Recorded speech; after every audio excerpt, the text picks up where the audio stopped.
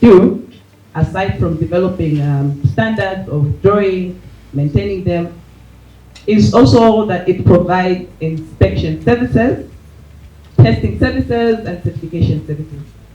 It also promotes quality health and safety standards. And I think this is the main thing why we are here today, because we'll be looking at the sanitary pads.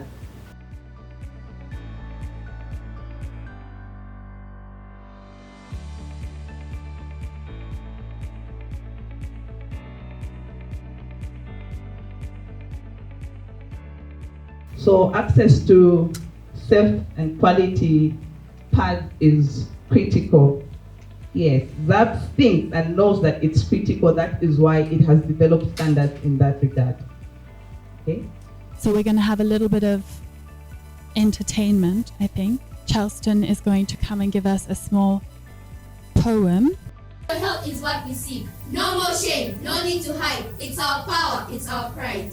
Let's build a world where girls can say, I bleed with pride and that's okay. Periods are power, let's make it clear. With dignity, health and no more fear. We bleed with pride, but strong, not weak. Menstrual health is what we seek. No more shame, no need to hide. It's our power, it's our pride. And together we say, thank you.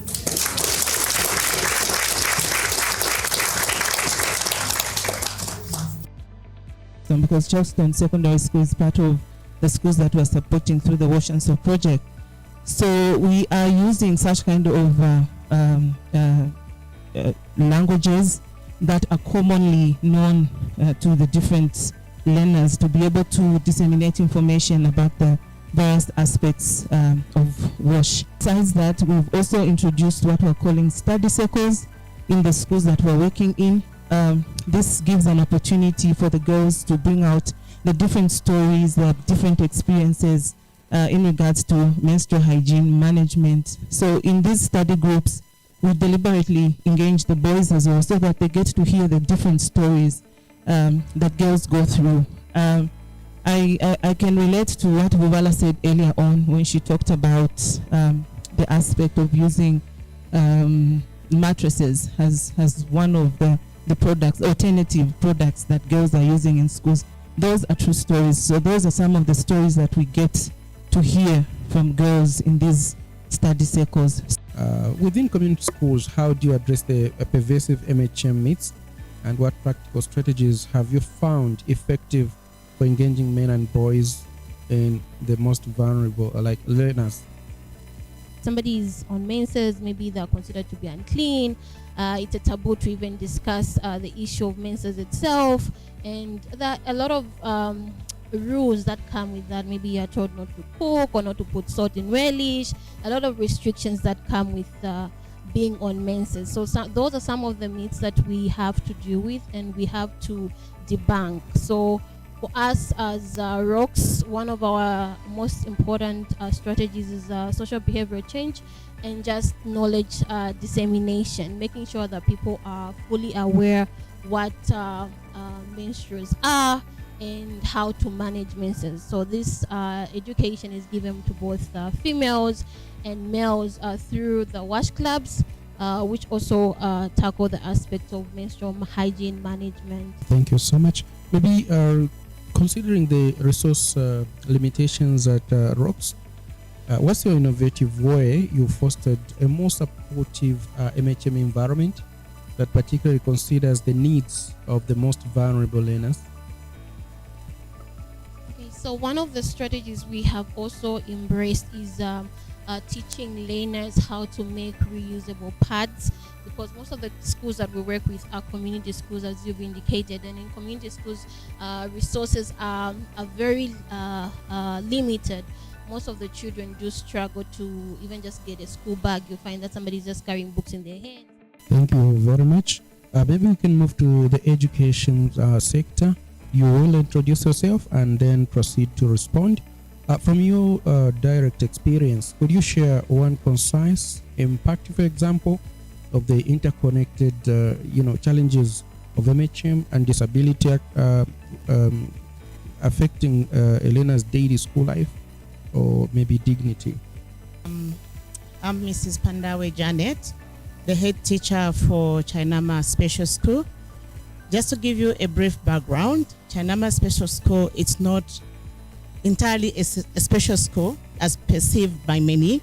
We are promoting inclusivity, so we have learners with special needs and as well as learners who are called normal. I don't know how normal they are, because each one of us, I believe, have a disability in one way or the other.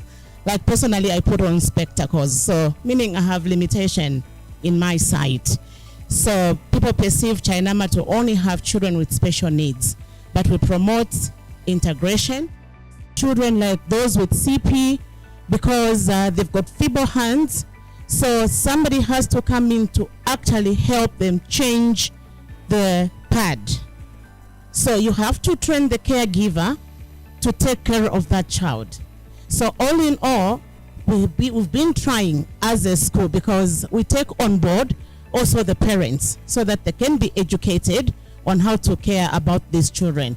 And for learners, so through the PTC, we've got one member of the parent teacher executive is a teller.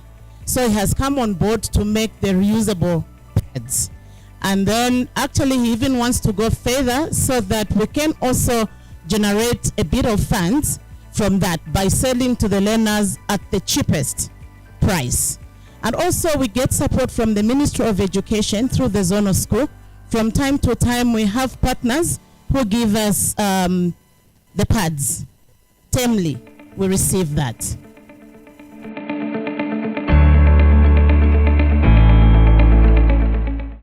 If each province had a coordinator under Ministry of Education, that would trickle down to the district.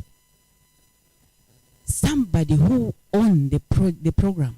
I think for me, it would be easier for the NGOs. You know, as an NGO, you'd have that voice, but the biggest voice is the government. What I just want to talk about is the issue of rural girls. You'll find that we are talking so much about that girl child who is in school. But you'll find that some of the girls' period does not end at 10, 15, 20, 30. It goes up to 50, 60 years. So you'll find that this period poverty is something that is lifelong. And now you'll be wondering, yes, we can care about that girl who is in school. But what about the others who are in communities? Are we going to forget about them? So being a lifelong, not challenge, being a lifelong blessing, as a country, we need to plan and ensure that even that girl who has left school and is not yet employed, not able to get money, should be able to, you know, advance something. The other issue that we would want to talk about is putting a certain percentage in our insurance, because you find that health, as a nation, if all of you here paid even a 10 kwacha instead of TV levy, the TV which we are not even watching, why can't we put up a small percentage in insurance and ensure that we are able to tap into the resource which we all have, and it can be able to procure these pads for our girls and our women. As you buy Zesco unit, you pay TV levy. So if we add the 2 kwacha to Zesco unit to subsidize sanitary towels, I think that is more sustainable. Because, you know, people say taxes are high. But when you add a small percentage to a compulsory tax, like I was saying in Zimbabwe, they are saying you pay for radio through road tax. So if you don't have road tax, the police will stop your vehicle. So it doesn't matter. Everyone is now forced to pay for radio tax. Even if your vehicle has no radio, they are compelling people so that they should pay a radio tax so that they can sustain their local radio channels. So I think for us it's a take home as policymakers to see how we can be practical about this. And I don't think there's any harm in introducing a small surcharge tax that would contribute to subsidizing these sanitary towels. I'd like to thank you very much. That resource into procuring of pads for all the schools, I think that will work using CDF. What Levan has said is something that we can adopt fully, as long as the monies for CDF are released on time, because periods cannot wait. I'd like to agree that when you look at Tanzania's model, where they've asked the local authority to have what they call a capitation fund, that sounds more sustainable through, and this is what colleague was talking about, CDF. But the problem with that is also the sustainability. CDF is not a sustainable fund. It's provided for by law, but the amount is not provided for by law. It can change. It can be 10,000 kwacha. It can be what. So I think there is also need to look at the numbers. I think we need to be scientific. For example, in Zambia, what numbers are we looking at in terms of those affected by MHM? I don't think it's sustainable to extend it to everyone. Let's make sanitary pads or towels affordable and accessible for all that need them. Let's break the silence. I wish you well and God bless you. Thank you.